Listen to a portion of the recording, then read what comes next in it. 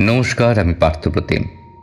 আজ রহস্যের অন্ধকারে ইউটিউব চ্যানেলে আমরা হাজির হয়েছি অযোধ্যা পাহাড়ে। সেখানকার পার্শ্ববর্তী একটি গ্রামে ঘটে যাওয়া এক অদ্ভুত খুনকে নিয়েই আজকের এই ঘটনা। সেই খুনের রহস্যের কিনারায় পৌঁছতে কয়েক বছর আগে ঘটে যাওয়া এক মর্মান্তিক ইতিহাস বেরিয়ে আসে, যা বর্তমান খুনের মোড় পাল্টে দেয়। কি সেই ইতিহাস, আর বর্তমান খুনের সঙ্গে তার কী বা সম্পর্ক? তাহলে চলুন জেনে নেওয়া যাক আজকের গল্প, লেখক রোহিত কোনাইয়ের কলমে দৃষ্টিভঙ্গি।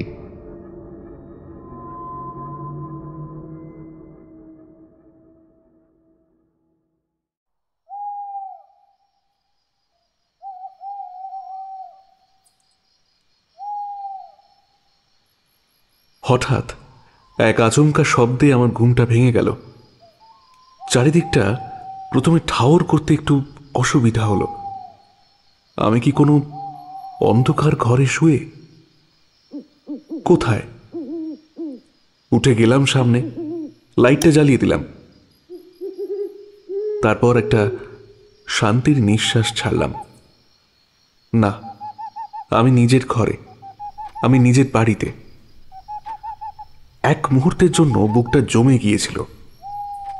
এমনিতেই আমার অন্ধকারে ভয় নেই, কিন্তু সেই একটা ঘটনা, তারপর থেকে জানি না কতদিন লাগবে সেই মুহূর্ত থেকে বেরিয়ে আসতে। আমি আবার অল্প অল্প করে সেই দিনের ঘটনা মনে করতে থাকলাম। জুলাই 19। আমি একটা অদ্ভুত জিনিসের ব্যাপারে কিছু লিখে যাচ্ছি। আমার কথাগুলো শুনলে হয়তো বিশ্বাস করতে চাইবে না, না আপনি না অন্য কেউ। এই ডায়েরি তো আর কথা বলতে পারে না, উত্তরও দিতে জানে না, আর না পারে প্রশ্ন করতে। তাই আমি লিখে যাচ্ছি। আমি কাহিনীটা না হয় প্রথম থেকেই আরম্ভ করি। আমার নাম সুমন। আমার বাড়ি বেলেঘাটায়। পেশায় আমি একজন সাংবাদিক। বিভিন্ন তথ্য খবর সংগ্রহের জন্য এখানে ওখানে ঘুরে বেড়াতে হয়। একদিন এই রকম খবর সংগ্রহের জন্য আমাকে যেতে হয় পুরুলিয়া জেলায়। অফিস থেকে গাড়ি দিয়েছে, সেটা করেই আমরা যাচ্ছি। আমরা বলতে আমি, সুমন ও আমার কলিগ কাম বন্ধু আসিফ। আমাদের গন্তব্যস্থল হচ্ছে পুরুলিয়ার অযোধ্যা পাহাড়। সেখানকার জলবায়ু, জীববৈচিত্র্য, অধিবাসীদের জীবনযাত্রা সম্পর্কে অবগত হওয়া এবং একটি রিপোর্ট বানিয়ে দপ্তরে পেশ করা। এখানে বলে রাখা ভালো, অযোধ্যা পাহাড় থেকে প্রায় 10 থেকে 12 কিলোমিটার দূরে একটি ছোট জনবসতি রয়েছে। সেখানে তার বন্ধু মৃন্ময়ের বাড়ি। তাই আমরা আগে থেকেই ঠিক করে নিয়েছিলাম যে আমরা তাদের বাড়ি থেকে যাতায়াত করব পাহাড়ের উদ্দেশ্যে। সন্ধ্যা 6টা নাগাদ বন্ধুদের গ্রামে এসে পৌঁছালাম। তখন চারিদিকে সূর্যের মরা আভা সন্ধ্যের প্রবেশের জন্য আমন্ত্রণ জানাচ্ছে। গ্রামটি অযোধ্যা পাহাড়ের থেকে দূরে হলেও এখানে চারিদিক সবুজে ভর্তি। বিভিন্ন গাছপালা, ছোট টিলা, পূর্ব দিকে একটি ছোট জঙ্গলও রয়েছে। এই জঙ্গলে গা বেয়ে একটি ছোট নদী বয়ে চলেছে। চারিদিকে মনোরম প্রাকৃতিক দৃশ্য উপভোগ করতে করতে আসিফ সর্বপ্রথম বলে উঠল, এই গ্রামটা তো কত সুন্দর, চারিদিকে কত গাছগাছালি আর সুন্দর বন বাদার। আরো কিছু বলতে যাচ্ছিল, ঠিক তখনই একটা অচেনা গলার আওয়াজ সে শুনতে পেল। ঘুরে তাকিয়ে দেখে একজন প্রায় 27 বছরের যুবক দাঁড়িয়ে আছে। দাঁড়িয়ে থাকা যুবকটি বলল, আরে সুমন, কতদিন পর দেখা হলো রে। আমি অত্যন্ত খুশি স্বরে বলে উঠলাম, আরে মৃন্ময়, আমি ভালো আছি, তুই কেমন আছিস বল।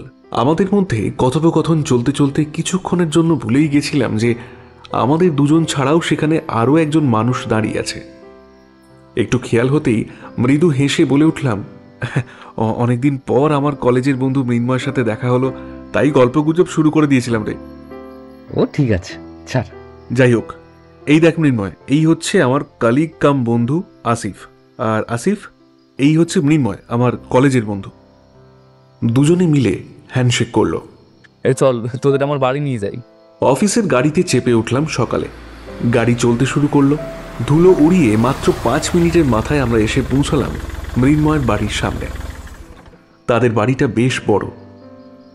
চারিদিকে বিরাট বড় একটি পাঁচিল ঘেরা রয়েছে। তার ভিতরে একটি বড় দোতলা বাড়ি দেখা যাচ্ছে। বাড়ির পিছনে একটি বড় গাছ রয়েছে। সেটি কি গাছ তা এখন অন্ধকারে বোঝা যাচ্ছে না। কিছুটা দূরে খাপছাড়াভাবে জনবসতির চিহ্ন দেখা যাচ্ছে। সেখান থেকে মৃদু হলদে আলোর আভা বেরিয়ে আসছে। তাছাড়াও রাস্তাঘাটের কিছুটা অংশ দেখা যাচ্ছে, কারণ আকাশে প্রায় ডিম্বাকৃতি চাঁদের আলো মাটি ধুয়ে দিচ্ছে। আমার মনে হলো কাল বা পরশু হয়তো পূর্ণিমা হবে।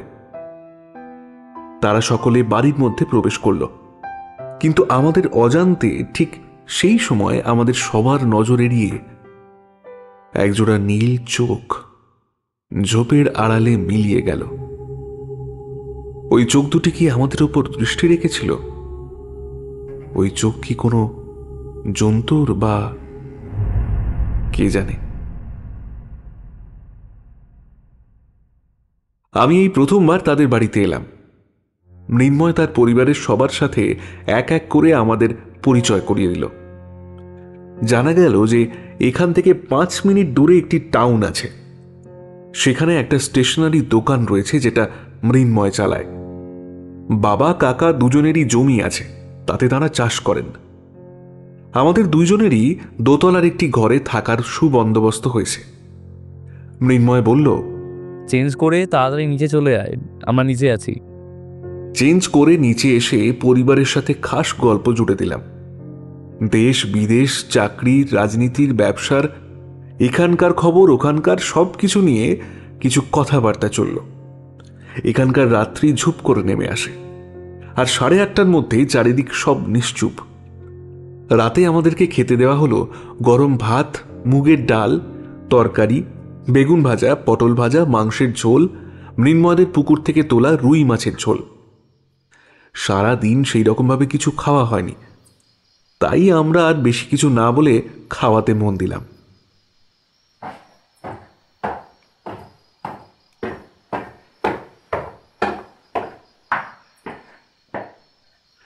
খাওয়া শেষ করে দোতলায় উঠে বিছানার উপর আমি ও আসিফ উঠে বসে পড়লাম। বাইরের জানলার দিকে তাকিয়ে দেখলাম চাঁদের জ্যোৎস্না চারিদিক বেশ উজ্জ্বল করে তুলেছে। ঠান্ডা ঠান্ডা মৃদুমন্দ হাওয়া বাতাস বইছে। ওই সময় আসিফ হাই তুলতে তুলতে বলে উঠল, ভাই রে, আজ খাওয়া দাওয়াটা অনেকটাই হয়ে গেছে। আমার পক্ষে জেগে থাকা সম্ভব নয়। আপাতত তুই ঘুমা, আর আমিও ঘুমাই, বুঝলি? ও যা কথা বলার সব কাল কবে, এখন ঘুমিয়ে পড়। এই বলে সে কিছুক্ষণের মধ্যেই ঘুমিয়ে পড়ল। আমি কিছুক্ষণ জানলার দিকে তাকিয়ে বসেছিলাম। আমারও বেশ তন্দ্রাচ্ছন্ন ভাব এসে পড়েছিল। হঠাৎ ঠিক এই সময় কি খেয়াল হতেই জানলা থেকে বাইরের দিকে তাকালাম। দূরে ওখানে কি কেউ দাঁড়িয়ে আছে? আবার ভালো করে দেখার চেষ্টা করলাম। না, কেউ ওখানে নেই। খাওয়া মনে হয় একটু বেশি হয়ে গেছে। না, আর জেগে থেকে কাজ নেই, এবার একটু ঘুম দিতে হবে। পরদিন সকালে ঘুম ভাঙল আসিফের ডাকে। ঘুম থেকে ওঠার পর চারদিক ঘুরে দেখছিলাম, আর ভাবছিলাম গ্রাম বাংলা কত সুন্দরই না হয়। চারিদিক এত প্রাকৃতিক সৌন্দর্যে পরিপূর্ণ যে মনে হচ্ছে কেউ যেন হাতে এঁকে দিয়েছে গ্রামের ছবি। ইতিমধ্যে গ্রামের লোকেরা যে যার কাজে বেরিয়ে পড়েছে। মাঝে মধ্যে কিছু মোটর বাইক রাস্তা দিয়ে ধুলো উড়িয়ে সামনের দিকে মিলিয়ে যাচ্ছে। চারিদিকে পাখিদের কলরব শোনা যাচ্ছে। চারিদিকে তাকিয়ে দেখতে দেখতে হঠাৎ আমি দেখতে পেলাম একটি 13 থেকে 14 বছর বয়সী বাচ্চা মেয়ে। মেয়েটি একটি গাছের নিচে দাঁড়িয়ে আছে। তার পরনে একটা পুরনো সাদা লাল রঙের একটা ফ্রক। পোশাকটা দেখে মনে হচ্ছিল এটি আগে গোলাপি রঙের ফ্রক ছিল, কিন্তু বর্তমানে ধুলোয় জর্জরিত হয়ে অবস্থা ফিকে হয়ে এসেছে। হাত পা ধুলোয় মাখা।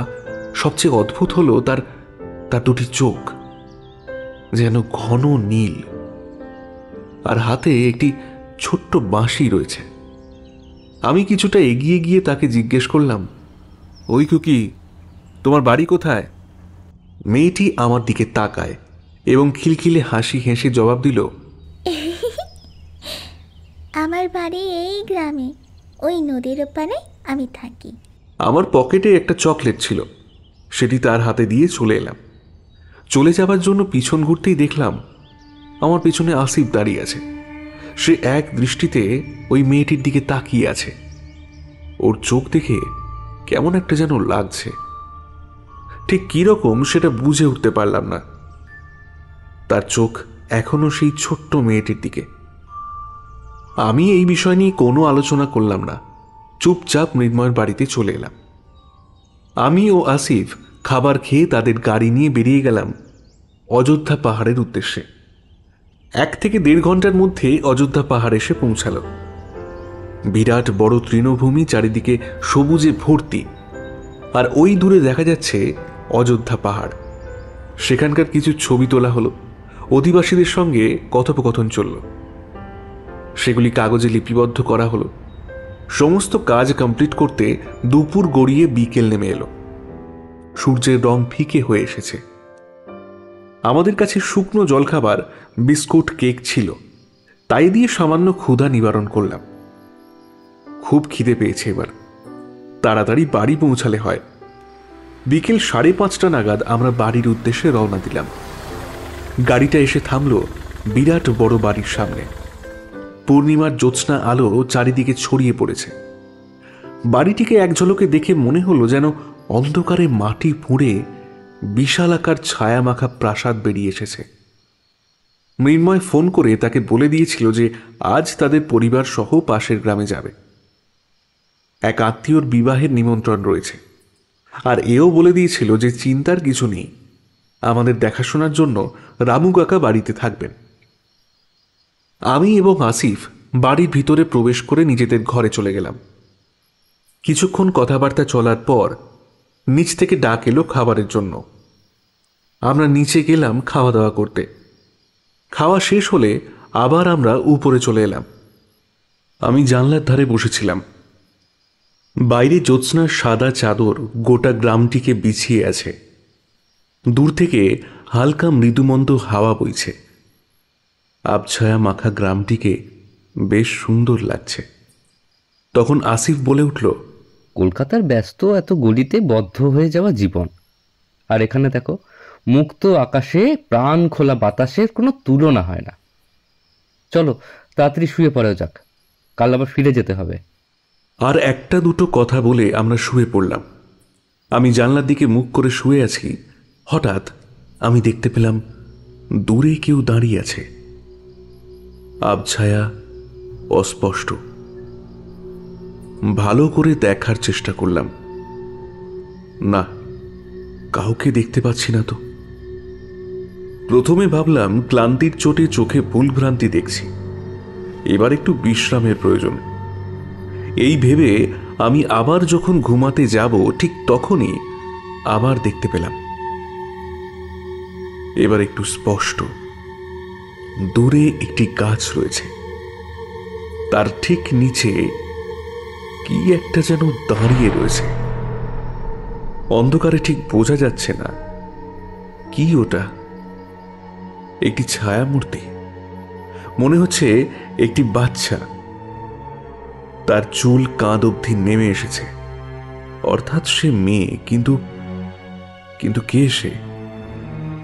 না, সে ভীতু নয়, কিন্তু এই অন্ধকার জ্যোৎস্না মাখা রাত্রে দূরে গাছের নিচে দাঁড়িয়ে থাকা একটা বাচ্চাকে দেখে প্রথমে ভয় লাগলো একটু। আমার তখন চোখ যায় তার হাতের দিকে। আমি মনে মনেই বলে উঠলাম, হাতের মধ্যে কিছু রয়েছে না? চাঁদের আলো হাতের মধ্যে ধরা বস্তুর মধ্যে পড়ায় একবার আলো ঝিলিক দিয়ে উঠল। আর সুমনের তখন মনে পড়ল সকালবেলায় দেখা বাচ্চা মেয়েটির হাতে এই রকম কিছু একটা জিনিস ছিল যা রোদের আলো পড়ে চকচক করছিল। আমি এবার সচকিত হয়ে উঠে বসলাম। আসিফ এটা খেয়াল করেছে, সেও আমার কাছে এগিয়ে এলো। আমি মুখ ফুটে কিছু বলতে যাব, হঠাৎ একটি মধুর সুর শুনতে পেলাম।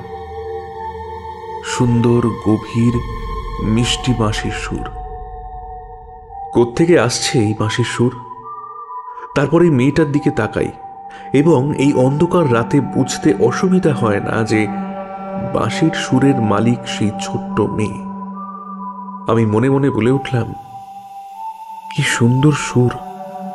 মনে হচ্ছে অতল গভীর থেকে বাঁশির মধুর শব্দ আমার কানে ঢেলে দিচ্ছে।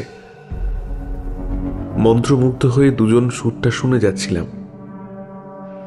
না, আমি তো কোনো নেশা করিনি, তাহলে তাহলে এত চারিদিকটা ঝাপসা ঝাপসা লাগছে কেন? অদ্ভুত একটি ঘোর লেগে যাচ্ছে। আসিফ, কথাটাও সম্পূর্ণ বেরোচ্ছে না। আসিফকে কেমন ধোঁয়াশা ধোঁয়াশা লাগছে, আর চোখের মধ্যে অন্ধকার নেমে আসতে আসতেই আমি দেখতে পেলাম আসিফ উঠে চলে যাচ্ছে। আমার মুখ দিয়ে একটা অস্পষ্ট শব্দ বেরিয়ে এলো, কোথায় যাচ্ছিস আসিফ?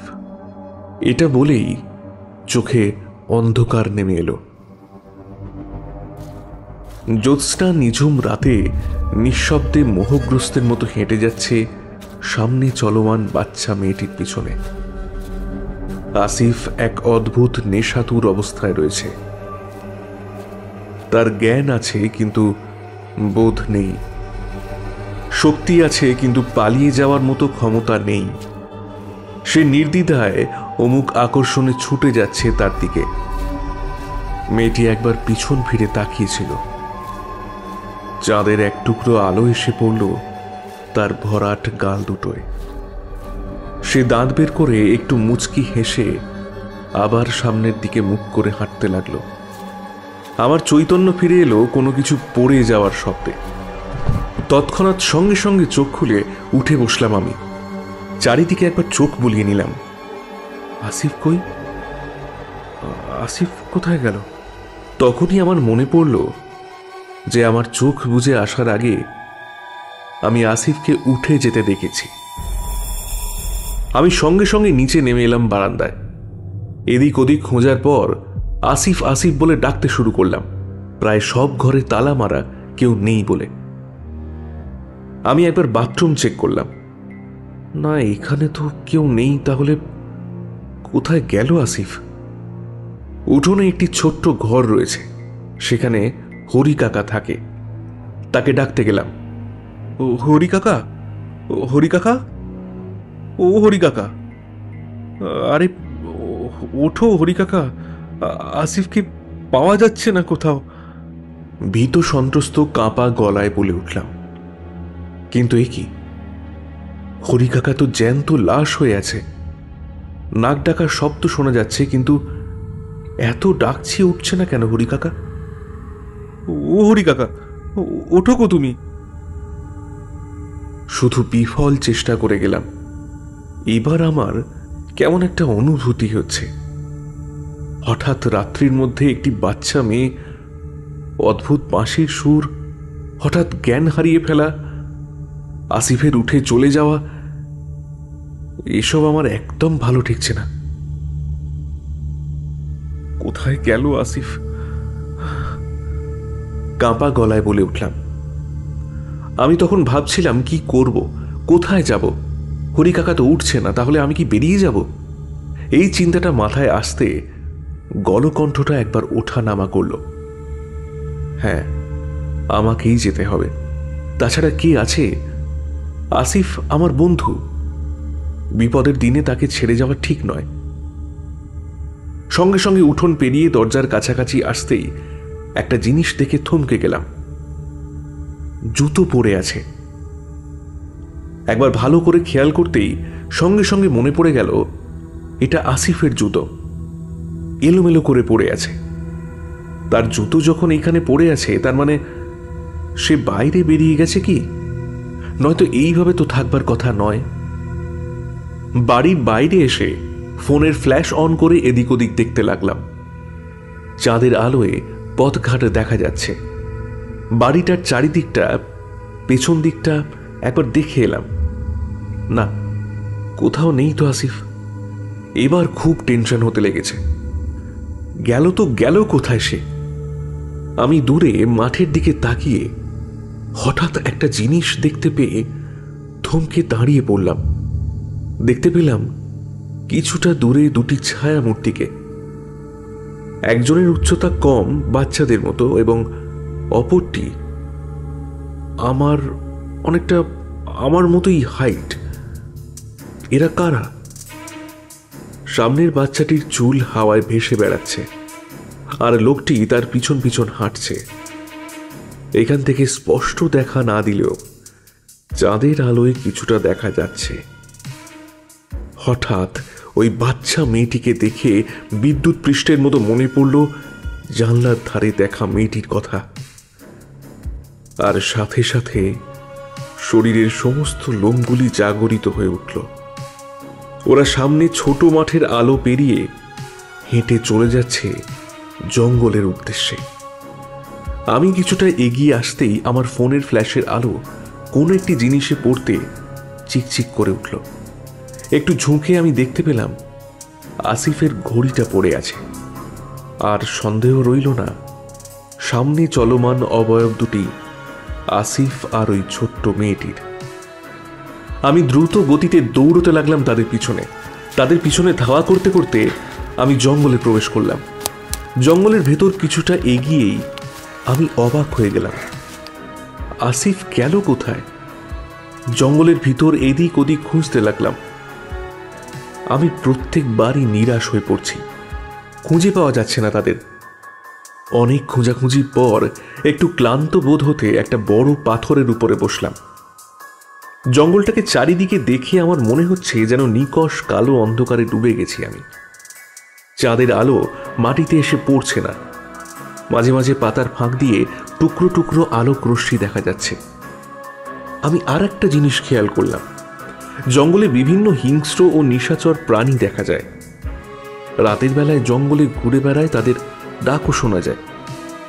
কই, এতক্ষণ ধরে আমি আছি, কোনো শব্দ বা চিহ্ন কিচ্ছু দেখতে পাইনি। তাছাড়াও সবচেয়ে বড় কথা, কিছু শোনা যাচ্ছে না। গাছের পাতাও নড়ছে না, সব যেন নিশ্চুপ। কোনো কিছুর জন্য প্রতীক্ষা করছে সবাই। সব শব্দ যেন কেউ শুষে নিয়েছে। হঠাৎ একটা আর্তনাদের শব্দ শোনা গেল।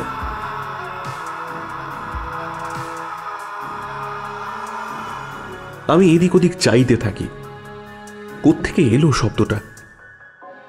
আবার সঙ্গে সঙ্গে সব নিশ্চুপ। শব্দ লক্ষ্য করে সামনের দিকে ছুট দিলাম। কিছুটা এগোতেই সামনের একটা দৃশ্য দেখে স্তম্ভিত হয়ে গেলাম। আতঙ্কে শিরদাঁড়া দিয়ে শীতল স্রোত বয়ে গেল। সামনের জায়গাটা অপেক্ষাকৃত ফাঁকা। চাঁদের আলো কিছুটা এসে পড়েছে মাটিতে, আর সেই আলোতে দেখতে পাই উলঙ্গ ছিন্ন ভিন্ন অবস্থায় মাটিতে পড়ে আছে আসিফ। আর দেখতে পেলাম তার বুকের মধ্যে সেই ছোট্ট মেয়েটি বসে আছে। মাথার চুলগুলি সামনের দিকে ঝুলে আছে। আমার গলা শুকিয়ে কাঠ, আমি কি বলবো ভেবে পাচ্ছি না। কিছুক্ষণ ওইভাবে সেখানে দাঁড়িয়েছিলাম। এরপরই দ্রুত গতিতে আসিফের কাছে ছুটে গেলাম। আসিফ, এই আসিফ, ওঠ। এই মেয়ে, কি করছিস তুই? কম্পিত ভীত স্বরে বলে উঠলাম। আমার চোখ যখন সেই মেয়েটির মুখের দিকে ভালো করে দেখবার জন্য পড়ল, তখন আবার আতঙ্কে দুপা পিছিয়ে এলাম। চোখের নীল দুটো মণির বদলে দুটি সাদা চোখ দেখা যাচ্ছে। সাদা চোখ দুটি জল জল করছে। মুখে কাপড়ে তরল জাতীয় কিছু লেগে রয়েছে। বুঝতে অসুবিধা হয় না এটা কি। হ্যাঁ, এটা রক্ত। মেয়েটির হাত দেখে যেন মনে হচ্ছে কোনো হিংস্র জন্তুর হাত। বড় বড় তীক্ষ্ণ নখ বেরিয়ে এসেছে। সেই হাত দিয়ে একবার আসিফের বুকে এক থাবা মারল সে। রক্তের ছিটে কিছুটা আমার গায়ে এসে লাগলো, আর কিছুটা মেয়েটির রক্ত মাখা মুখে। সে খিলখিল করে হেসে উঠে বলল, দাদা ভাই, চকলেট দেবে না? আমার সমস্ত ইন্দ্রিয় আর সজাগ থাকতে পারল না। তৎক্ষণাৎ জ্ঞান হারালাম।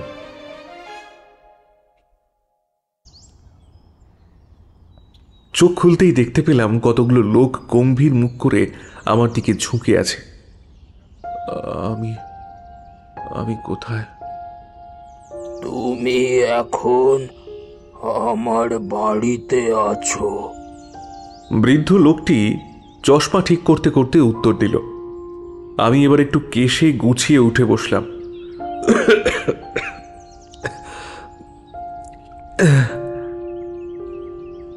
ভোরবেলায় গ্রামবাসী কিছু লোক জঙ্গলের ভেতর দিকে যাচ্ছিল কাঠ কাটার জন্য। সেখানে আমাদেরকে পড়ে থাকতে দেখে তারা। একজনের দেহ ছিন্ন ভিন্ন উলঙ্গ অবস্থায়, অপরজন শুধু জ্ঞান হারিয়েছে।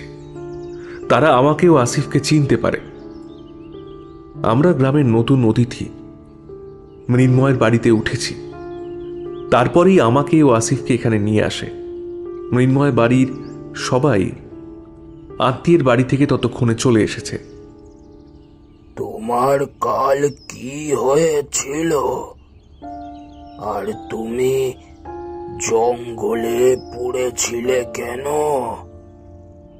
আর তোমার ওই বন্ধু আসিফের এমন অবস্থা কে করলো?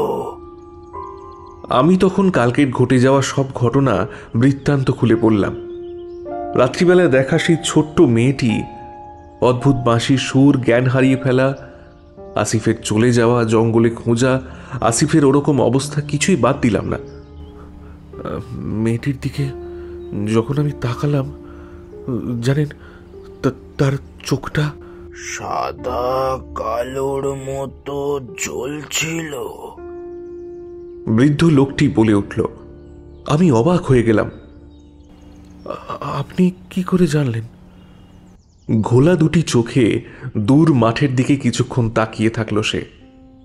গলা ঝাঁকারি দিয়ে বলতে শুরু করলো, ওর নাম মিঠাই। যেমন দেখতে সুন্দর, তেমনি মিষ্টি স্বভাবের। আজ থেকে প্রায় 40 বছর আগের কথা। মিঠাইয়ের বাবা মা একসাথে গ্রামের এক প্রান্তে থাকতো। তার বাবা নিজের জমিতে চাষ করত। তাদের বাড়ি গ্রামে হলে কি হবে? মিঠাই মা লেখাপড়া জানত। গ্রামে ছোট ছোট ছেলে মেয়েদের পড়াতো। কারোর কোনো সাহায্য লাগলে সে সাধ্য মতো চেষ্টা করত সাহায্য করার। এইভাবে সাধারণ গতিতে চলছিল তাদের জীবন। একদিন রাত্রিবেলায় এক প্রতিবেশীর শরীর অসুস্থ ছিল। খবর পাওয়া মাত্রই সে চলে গেছিল তাদের বাড়ি। তার সেবা শুশ্রূষা করে কিছুক্ষণ থাকার পর বাড়ি যাওয়ার পথে রওনা দিল। অন্ধকার নির্জন রাস্তায় একা হেঁটে আসছিল। কিছু দূরে হেঁটে আসতেই মৃদু স্বরের চিৎকারের শব্দ শুনতে পেল। সচকিত হয়ে চারিদিকে দেখতে লাগলো শব্দের উৎস কোথায়। কিছুক্ষণ খেয়াল করতে শব্দের উৎস খুঁজে পেল। শব্দটি আসছে সামনের ওই ভাঙা বাড়ি থেকে। মেলি গলার কণ্ঠে ভেসে আসছে, আমায় ছেড়ে দাও, আমায় ছেড়ে দাও, আমায় ছেড়ে দাও, ছেড়ে দাও। বুকের ওপর ওঠা নামা সহ্য করতে করতে বলল, কিরে শালি, তখন তো খুব বলছিলিস, হ্যাঁ, তোর মতো ছেলেদের বেঁচে থাকতে নেই। মেয়েটির কান্নার শব্দ আরো জোরালো হয়ে উঠল। মেয়েটির মাথায় দুজন লোলুপ দৃষ্টিতে তার হাত দুটো চেপে ধরে আছে। মিঠাইয়ের মা ততক্ষণে ভাঙা বাড়িতে চলে এসেছে। এইসব দেখে স্তম্ভিত এবং ঘৃণায় গা গুলিয়ে ওঠে তার। পায়ের কাছে পড়ে থাকা কাঠের টুকরো দিয়ে একজনকে সজোরে আঘাত করতেই ছিটকে পড়ল সে। আচমকা হামলায় বাকি দুজন হতচকিত হয়ে যায়। ঘরের মধ্যে জ্বলতে থাকা বাতির ছটা মুখের মধ্যে আসাই চিনতে পারল, এ তো বিশ্বনাথের ছেলে বিজয়। এর বাবা বড় সোনার ব্যবসাদারও, বড় দোকান আছে। এই, তোকে কে পাকামো করতে বললো রে? রাগী স্বরে বলে উঠল বিজয়। এতক্ষণে মেয়েটির বাঁধন আলগা হয়েছে। সে ছুটে চলে যায় মিঠাইয়ের মায়ের কাছে। এই শালা, দেখছিস কি? হ্যাঁ, আরে যা, মেয়েটাকে ধরে নিয়ে আয় আমার কাছে। আরে শালা, আমার এখনো শখ মেটেনি রে। এই বলে শয়তানের মতো হেসে উঠল। অপর লোকটি তার দিকে এগোতেই মিঠাইয়ের মায়ের পায়ের কাছে পড়ে থাকা আরেকটি কাঠের টুকরো তার মাথায় জোরে আঘাত করে। একটা চিৎকার করে মাথা ফেটে রক্ত বেরাতে থাকে। এবার বিজয় থাকতে না পেরে হির হির ধরে বলে উঠল,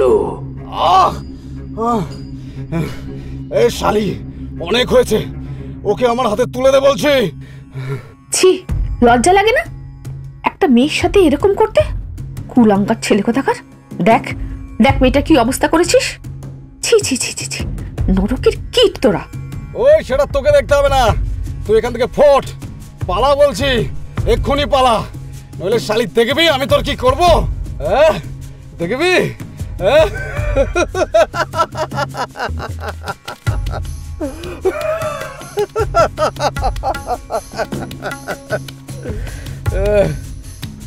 এই বলে জোরে জোরে হাসতে লাগলো।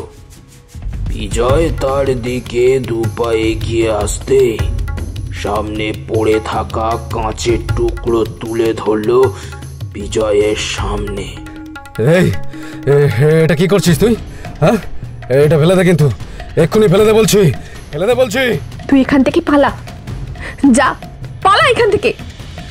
এই বলে উঠল মিঠাইয়ের মা। বিজয় আর তর্ক বিতর্ক করলো না, কিন্তু যাওয়ার আগে একটা কথা বলে গেল। আচ্ছা ঠিক আছে, এর ফল কিন্তু ভালো হবে না বলে দিয়ে গেলাম, আমি এর প্রতিশোধ নেবই। মেয়েটি খুব কাঁদতে লাগলো। আমার সর্বনাশ হয়ে গেল, আমার সর্বনাশ হয়ে গেল।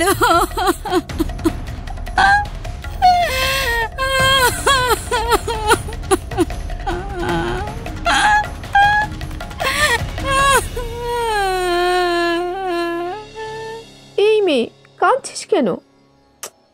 দেখো তো, কিচ্ছু হয়নি, কিচ্ছু হয়নি, আমি তো আছি। চল চল, তোকে বাড়িতে পৌঁছে দিচ্ছি আমি, কাঁদিস না, চল দেখি। মেয়েটিকে নিয়ে সেই ভাড়া ঘর থেকে বেরিয়ে এলো। ঘরের মধ্যে বিজয় চুপচাপ বসে আছে, আর দুই সাঁকরেত মাথায় ব্যান্ডেজ নিয়ে ঘরের এক কোণে চুপচাপ দাঁড়িয়ে আছে। কেউ কোনো কথা বলছে না। মাথার উপরে বন বন করে পাখা চলার শব্দ শোনা যাচ্ছে।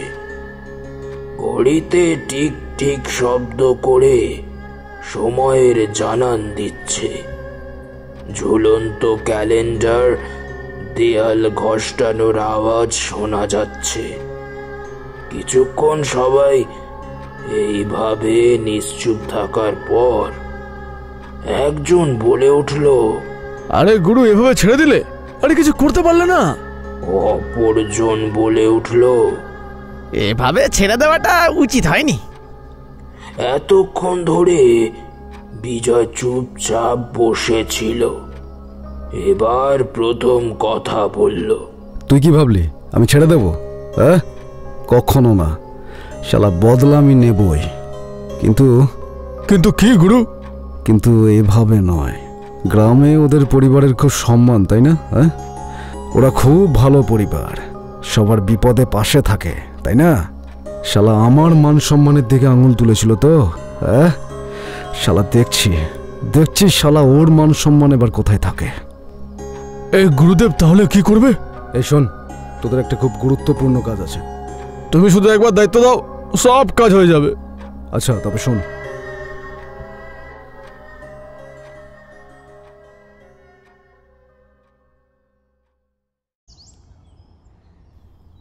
ও মিঠাইয়ের মা, আমি মাঠে চললাম। পিছন থেকে ডাক এলো, দাঁড়াও দাঁড়াও, আরে আমিও তো যাব তোমার সঙ্গে। মিঠাইয়ের মা মাঝে মাঝে জমিতে যায় সাহায্য করতে। আচ্ছা বেশ, চলো। মিঠাই কোথায়? মিঠাই? ও তো খেলতে গেছে। ও বেশ বেশ বেশ, ঠিক আছে। তারা দুজন ঘর থেকে বেরিয়ে আসতেই বাড়ির পিছন থেকে গা ঘেঁষে দুজন বেরিয়ে এলো। কিরে পচা, আশেপাশে কেউ নেই তো? আরে না না ঘটা, কেউ নেই। পকেট থেকে একটা জিনিস বের করলে পচা। তাতে রোদের আলো পড়তে চকচক করে উঠল সোনার হার। দরজার তালাটা খুলে এদিক ওদিক তাকিয়ে ভিতরে প্রবেশ করল। দুদিন ধরে তাদের বাড়িটার উপর নজর রাখছিল, তাই নকল চাবি বানাতে কোনো অসুবিধা হয়নি সেরকম। তারা দুজন শোয়ার ঘরের দিকে প্রবেশ করল। বিছানার গদির নিচে গয়নাটা লুকিয়ে দিল। যাক যাক যাক, আমাদের কাজ শেষ, এবার ছোট গুরুর কাছে। এই বলে দরজার তালা লাগিয়ে বেরিয়ে গেল। কেউ কিচ্ছুটি জানতে পারল না। এতটা বলে বৃদ্ধ লোকটি কিছুক্ষণ থামল, একটু দম নিয়ে আবার বলতে শুরু করলো সে। পরের দিন গ্রামে শোরগোল বেঁধে গেল। শোনা যাচ্ছে বিজয়ের বউয়ের সোনার হার খোয়া গেছে, তাই পুলিশ এসেছে চোরকে ধরতে। গোটা গ্রাম খোঁজার পর তখন মিঠাইয়ের বাড়ির সামনে এসে পৌঁছালো। পিছনে কিছু গ্রামবাসী দাঁড়িয়ে। গ্রামবাসীর মধ্য থেকে একজন বলে উঠল, এদের বাড়িতে কিছু পাবেন না স্যার, এরা খুব ভালো মানুষ। পুলিশটি তখন বলে উঠল, সেটা তোমাকে দেখতে হবে না, সবার বাড়িতে তল্লাশি হবে। বাড়ির সামনে অনেকগুলি মানুষের উত্তেজিত গলার কথা শুনতে পেল। কি হলো দেখতে বাইরে বেরিয়ে এলো মিঠাইয়ের বাবা মা। তাদের বেরিয়ে আসতেই দেখে পুলিশটি এগিয়ে এলো তাদের কাছে। বিজয়ের বউয়ের সোনার হারটা চুরি হয়েছে, তাই আমরা তল্লাশি করছি। আপনাদের বাড়িতেও একটু তল্লাশি করতে চাই। বিজয় এই নামটা শুনতেই মিঠাইয়ের মায়ের শরীর জ্বলে উঠল। দেখুন স্যার, আমাদের বাড়িতে কিছুই পাবেন না, উত্তর দিলে মিঠাইয়ের বাবা। কিন্তু তাও এটা আমার কাজ, আর সবার বাড়িতেই তল্লাশি চালানো হয়েছে। বেশ, ঠিক আছে। পুলিশও তার সাথে দুজন কনস্টেবল ঢুকে পড়ল। এদিক ওদিক খুঁজতে লাগলো। আলমারি, বাক্স, তাকের মধ্যে চারিদিকে। বাইরে দাঁড়িয়ে সবাই এই সব কার্যকলাপ দেখছে। একজন কনস্টেবল বিছানার চাদর তুলতে গিয়ে একটা জিনিস দেখে চিৎকার করে ওঠে, স্যার এই দেখুন। পুলিশটির মুখে হাসির ঝিলিক খেলে যায়। বাহ বাহ বাহ বাহ বাহ, এই যে দেখুন, এটা কি? এটা কি? এটার কি কোনো উত্তর আছে আপনাদের কাছে? সবাই অভাব দৃষ্টিতে দেখছে। পুলিশের হাতে ধরা রয়েছে একটি বড় সোনার হার। মিঠাই মা বাবার মাথায় যেন আকাশ ভেঙে পড়ল।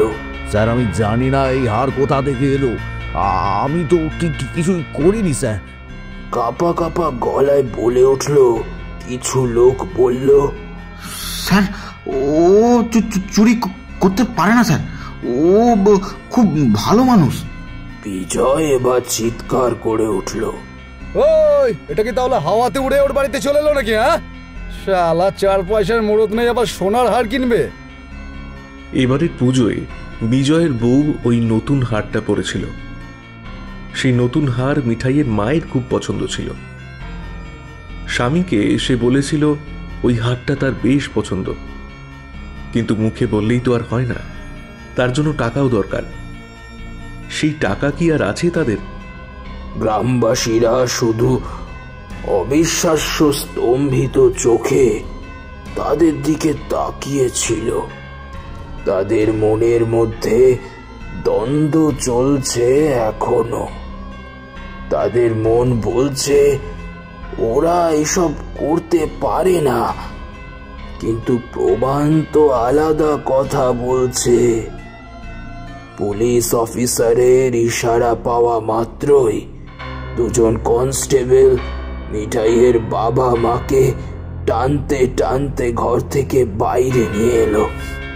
এতক্ষণে তাদের চোখের জলের বাঁধ ভেঙেছে। মিঠাই এবার কাঁদতে কাঁদতে মাকে জড়িয়ে ধরেছে। মা, তুমি কোথায় যাচ্ছ? বাবা। এই বলে ফুঁপিয়ে ফুঁপিয়ে কাঁদতে লাগলো। তাদের দুজনকে টেনে ছাড়িয়ে নেওয়া হলো। একজন কনস্টেবল মিঠাইকে ধরে রাখলো। তখন মিঠাই আরো কাঁদতে শুরু করলো। বলি, এত লোভ তোদের মনে? এত লোভ? তোদের দেখে ভালো মানুষ ভাবতাম, হ্যাঁ? আর তোরা কিনা শেষে চুরি করলি। বিজয় পুলিশকে একপাশে নিয়ে গিয়ে বলল, এই নিন স্যার আপনার টাকাটা।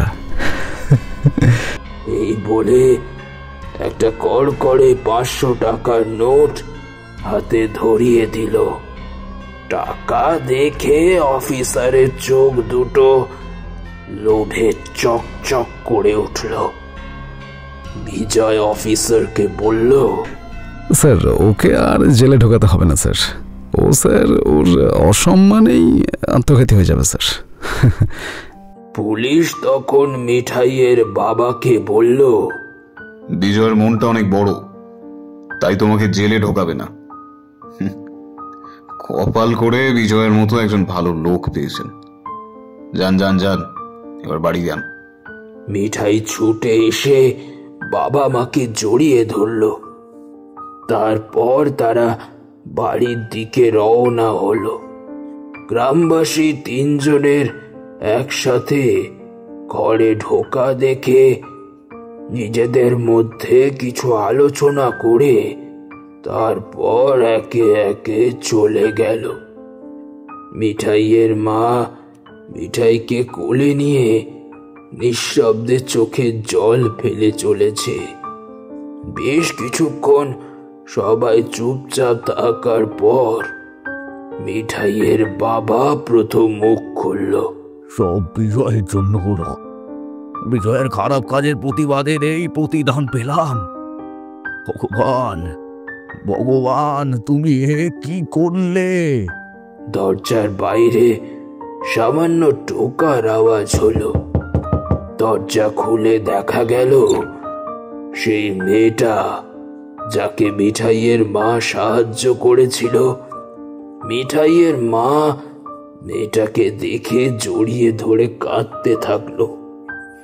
বেশ খানিকক্ষণ পর মেয়েটি বলল, দিদি, সব আমার জন্য হলো।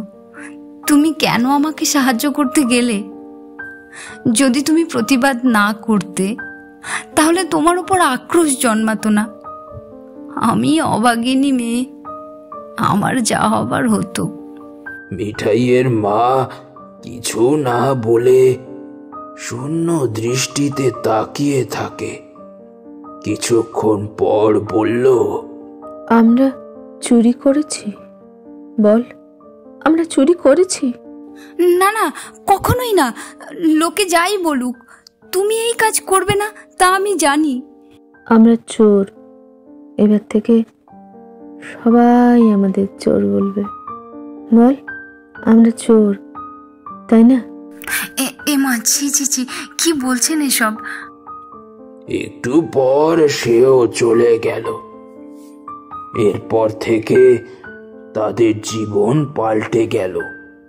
বাজারে মিঠাইয়ের বাবা গেলে সহজে কেউ সবজি বিক্রি করতে চায় না তার কাছে। পিঠ পিছনে কুরুচিকর মন্তব্য করে। বাচ্চাদের পড়তে আসতে বন্ধ করা হলো। মিঠাইয়ের সাথে অন্য বাচ্চারা খেলা ছেড়ে দিল। মিঠাই মা সেদিন থেকে কেমন অন্য রকম হয়ে গেল। ঘর থেকে আর বেরায় না। জানালার ধারে উদাসীন দৃষ্টিতে চেয়ে থাকে। ওই মেয়েটি মাঝে মাঝে আসে দেখাশোনা করতে, কিছু সাহায্য করতে, যেমন রান্না করে দেওয়া, ঘর একটু গুছিয়ে দেওয়া, মিঠাইয়ের মাকে একটু পরিষ্কার পরিচ্ছন্ন করে রাখা। গোটা গ্রাম যেন ঘুমে ঢলে আছে।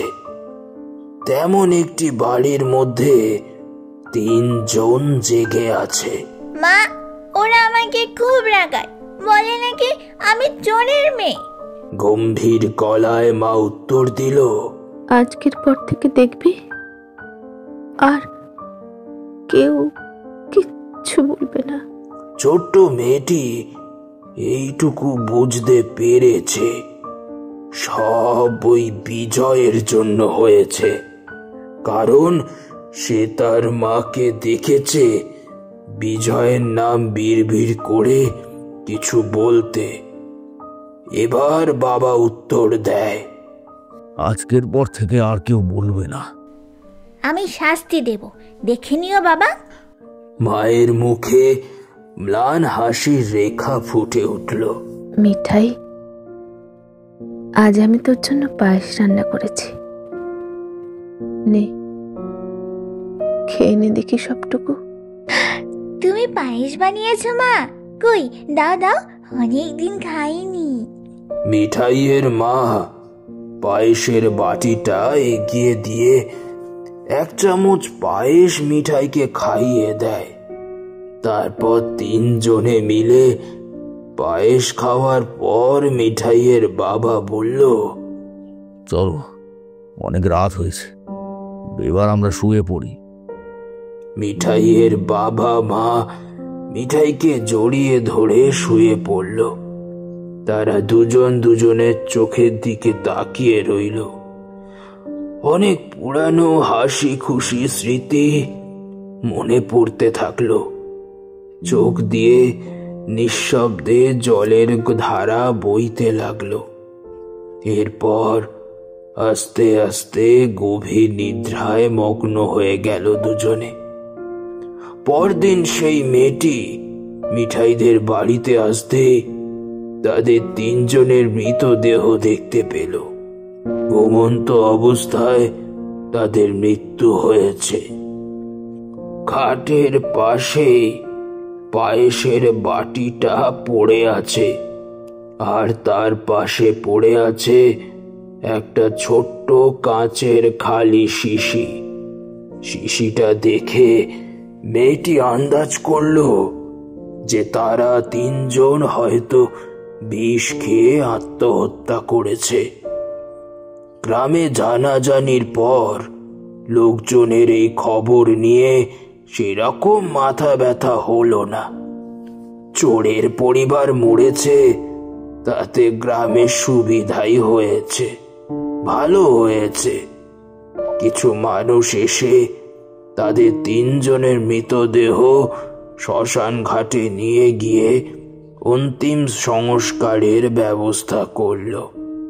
কয়েকদিন পর এই ঘটনা অতীত হয়ে গেল। সবাই কত কিছু ভুলে গিয়ে নিজেদের সাধারণ জীবনে ফিরে এলো।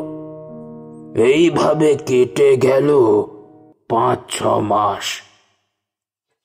তারপর ঘটল এক ভয়ঙ্কর ঘটনা। বিজয়ের ঘরে কেউ বিজয়কে হত্যা করে গিয়েছে। না, তার শরীরটা কেটে ছিন্ন ভিন্ন করে ফেলে রেখে গেছে।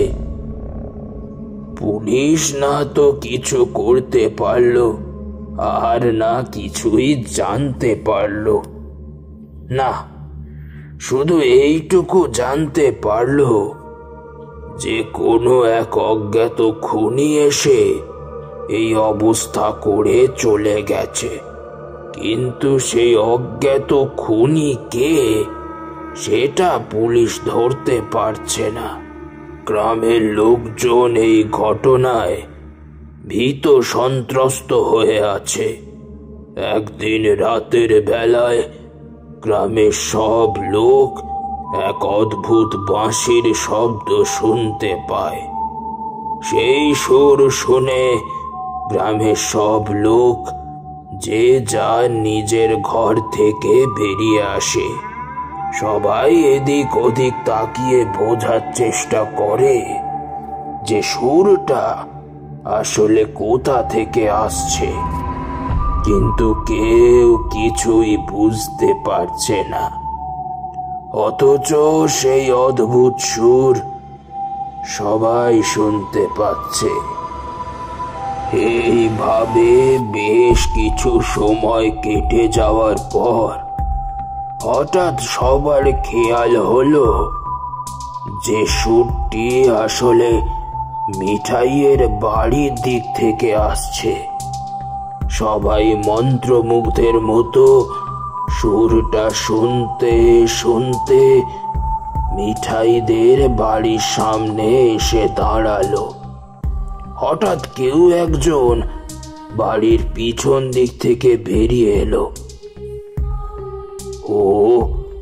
ও কে আসছে? ঘটা? ঘটা এখানে? সবাই বিস্মিত হয়ে দেখছে ঘটার নাক মুখ দিয়ে রক্ত বেরোচ্ছে। সারা শরীরে জামা কাপড় তো দূরের কথা, একটা সুতো অবধি নেই। শরীর দেখে মনে হচ্ছে কে হিংস্র মুখ দিয়ে আঁচড়ে দিয়েছে সারা শরীর। শরীর থেকে গড়িয়ে পড়া রক্তে মাটি ভিজে যাচ্ছে। কি হলো ঘটা কাকা, সব সত্যি কথা বলো। হঠাৎ করে একটা বাচ্চা মেয়ের গলা শোনা গেল। গ্রামবাসীরা অবিশ্বাস্য দৃষ্টিতে দেখলো বাড়ির পিছন থেকে বেরিয়ে আসছে মিঠাই। কি দেখছে তারা? এও কি সম্ভব? মিঠাই তো সেই কবেই মারা গেছে। তাহলে সামনে এটা কে দাঁড়িয়ে? মিঠাইয়ের পরনে একটা সাদা ফ্রক আর হাতে একটা বাঁশি ধরা। হ্যাঁ, মিঠাই হাতে একটা বাঁশি ধরে আছে। মিঠাইয়ের মুখে এক অনাবিল মিষ্টি হাসি খেলা করছে। কি হলো ঘটা কাকা, সব সত্যি কথা বলো। এরপর ঘটা সব সত্যি বলতে আরম্ভ করে। বিজয় গ্রামের একটি মেয়েকে ধর্ষণ করার চেষ্টা করেছিল। সেই সময় মিঠাইয়ের মা এসে মেয়েটিকে বাঁচায়। এই অপমান বিজয় সহ্য হয়নি, তাই বিজয় মিঠাইয়ের পরিবারের ওপর বদলা নেওয়ার পরিকল্পনা করেছিল। এক রাতে ঘটা আর পচা এসে তাদের বাড়িতে সোনার হার লুকিয়ে রেখে গেছিল। এর ফলস্বরূপ মিঠাইয়ের বাবা মা মিথ্যে চোর অপবাদ পেয়েছিল। গ্রামের মানুষ যতই এইসব কথা শুনছিল ততই হতবাক হচ্ছিল। নিরপরাধ মানুষের উপর মিথ্যা সন্দেহ করার জন্য গ্রামবাসীরা নিজেদের উপর ধিক্কার জানাচ্ছিল। ছি ছি ছি ছি ছি ছি, আমরা এত খারাপ বলেছি আপনাদেরকে, এত খারাপ আমরা ভেবেছি। যে সব থেকে বেশি ভালো মন্দ কথা শুনিয়েছিল সে মিঠাইয়ের সামনে হাত জোড় করে বসে পড়ে বলল, আমার ভুল হয়ে গেছে, আমায় ক্ষমা করে দাও মা। হ্যাঁ, তখন না জেনে শুনে কতই না খারাপ কথা তোমায় বলেছি। গ্রামের সবাই তখন একসাথে বলে উঠল, ক্ষমা করে দাও মিঠাই, ক্ষমা করে দাও। ঘটার গঙ্গানির শব্দ শুনতে পাওয়া গেল, আর তখন সবার দুঃখ রাগে পরিণত হয়ে গেল। ওকে ছেড়ো না। তখন মিঠাই কোনো এক অদৃশ্য শক্তি দিয়ে ঘটাকে শূন্যে তুলে দিলে প্রথমে এবং তারপর মাটিতে আছাড় মেরে ফেলে দিল। বেশ খানিকক্ষণ ছটফট করতে করতে এক সময় মারা গেল ঘটা। আমি সব সময় এই গ্রামে থাকব। আমরা মিথ্যা অপবাদে মারা গেছিলাম, কিন্তু তোমাদের এরকম ক্ষতি হতে দেব না। কেউ এই গ্রামের ক্ষতি করার চেষ্টা করলে আমি তাকে শাস্তি দেব। এই বলে হাওয়ায় মিলিয়ে গেল মিঠাই। এরপর থেকে এই গ্রামে আর কোনো অঘটন ঘটেনি। একবার একদল ডাকাত এসেছিল, কিন্তু কোনো এক মন্ত্র বলে গাছের নিচে অজ্ঞান হয়ে পড়েছিল। আর একবার কয়েকটি ছেলে একটি মেয়েকে অপহরণ করার চেষ্টা করেছিল, কিন্তু পরের দিন তাদের মৃতদেহ পাওয়া গেছিল। তোমার বন্ধুটাও এমন খারাপ কিছু করতে চেয়েছিল, তাই আজ এমন পরিণতি নেমে এসেছে তার জীবনে। আমার তখন বিদ্যুৎ গতির মতো একটা কথা মনে পড়ে গেল। কাল সকালে সে মিঠাইয়ের উপরে খারাপ নজর দিয়েছিল। আমি তোর বন্ধু, তাই আমি জানি ও কিরকম। এর আগেও অনেক মেয়ের সাথেই রিলেশনশিপে জড়িয়েছিল। মেয়েদের দেখলে ওর মাথায় সবসময় একটাই চিন্তা করে, সেক্স। তাই বিয়ে হয়ে যাওয়ার পরও প্রায়শই নিষিদ্ধ পল্লীতে যাতায়াত করত। আজ সকালে তাহলে ওই বাচ্চা মেয়েটাকে দেখে ওর মনে লালসা জন্মেছিল। ছি ছি ছি ছি, এত নীচ চিন্তা ভাবনা ওর, জানতাম না আমি। তুমি ভালো ছিলে বলে তোমার কিছু হয়নি। যে সুরটা শুনতে পাচ্ছিলে সেটা মিঠাই বাজাচ্ছিল। ওটা এমন একটা সুর যে সুর শুনলে যাদের ভালো মন তাদের কোনো ক্ষতি হবে না, কিন্তু যাদের কুৎসিত মন তাদের ক্ষতি হবে। এখন খানিকটা ধারণা করতে পারছি যে তোমার বন্ধু আসলে কি হয়েছে। মিঠাই এইভাবে ক্ষত বিক্ষত তখনই করে যখন কোনো মানুষ কোনো মেয়ের ওপর খারাপ নজর দেয়। তোমার বন্ধুর এই অবস্থা হয়েছে মানে নিশ্চয়ই সে কোনো মেয়ের ওপর খারাপ নজর দিয়েছিল। তখন আমি বললাম, ও মিঠাইয়ের উপরেই। বাকি কথাটা আর শেষ করতে পারলাম না। এতটা নিচে নামতে পারে কেউ? আসিফের নীচ মনোভাব দৃষ্টিভঙ্গির কারণে তার আজ এই পরিণতি হলো। আমরা সব বস্তুরই ভালো মন্দ বিচার করি, কিন্তু আমাদের ভালো মন্দ নির্ভর করে আমাদের দৃষ্টিভঙ্গির উপর। আমরা যদি সবসময় ভালো দৃষ্টিভঙ্গিতে কোনো জিনিসকে গ্রহণ করি তাহলে ভালো কিছু ঘটে। তা না করে খারাপ দৃষ্টিভঙ্গিতে সব ঘটনা বিচার করলে সব সময় খারাপ ঘটবে। কিছুক্ষণ পর পুলিশ এসে দেখে বলল কোনো হিংস্র জন্তু এমন করেছে। আমি কাউকে সত্যি কথা বললাম না। আমি জানি কেউ এসব বিশ্বাস করবে না, বরং আমাকেই সন্দেহ করবে। অ্যাম্বুলেন্স এসে ডেড বডি নিয়ে গেল। আমিও সমস্ত কিছু গুছিয়ে বাড়ি ফেরার উদ্দেশ্যে রওনা দিলাম। কিন্তু আমার একটা কথা মাথায় ঢুকছিল না। আমার জ্ঞান ফিরে এসেছিল, কিন্তু কেন? রামু কাকা তো একেবারে অজ্ঞান অবস্থায় ছিল, তাহলে আমি অজ্ঞান হয়ে পড়ে কেন ফিরে এসেছিলাম জ্ঞানে? অনেক চিন্তাভাবনা করার পর তখন একটা কথা খেয়াল হতেই শরীরটা এক পলকের জন্য শিহরিত হয়ে উঠল। সঙ্গদোষ। মানুষের সঙ্গ যেমন হবে তার গুণ কিছুটা হলেও তার মধ্যে এসে পড়বে। আমি আসিফের মতো না হলেও তার গুণ কিছুটা আমার মধ্যে এসে পড়েছিল। কম হলেও একটু আলাদা দৃষ্টিতে মেয়েদের দিকে তাকাতাম যখন আসিফ আমার পাশে থাকত। আমি পুরোটা আসিফ হতে পারিনি, তাই আমার কোনো ক্ষতি করেনি। আমার মন ভালো ছিল, তাই আমি প্রথমে অজ্ঞান হয়ে গিয়েছিলাম, কিন্তু তারপর জ্ঞান ফিরে এসেছিল এবং ছুটে চলে গেছিলাম, কারণ আমার মধ্যে কিছুটা গুণ এসেছিল আসিফের। ধীরে সুস্থে বিছানা থেকে উঠে দাঁড়ালাম, ব্যালকনির দিকে হেঁটে গেলাম। আজকের ঘুমন্ত কলকাতা শহর গঙ্গার ঠান্ডা হাওয়ায় আমার সামনের চুল উড়িয়ে দিল। আকাশের দিকে তাকিয়ে মনের মধ্যে বলে উঠলাম, আজও কিন্তু আর এক পূর্ণিমা।